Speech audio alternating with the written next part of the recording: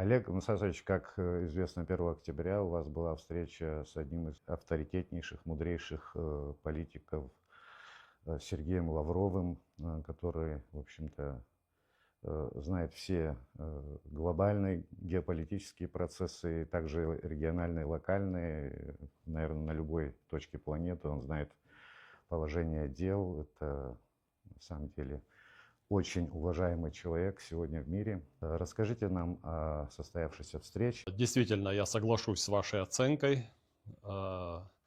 Абсолютно созвучно моему пониманию и моим убеждениям. Сергей Викторович Лавров, министр иностранных дел Российской Федерации, действительно является объективно, является, я думаю, дипломатом номер 1 в мире. Это авторитетнейший, опытнейший руководитель, который уже много лет олицетворяет в серьезном значении этого термина внешнюю политику Российской Федерации. Это человек, для которого нет секретов в мировой дипломатии.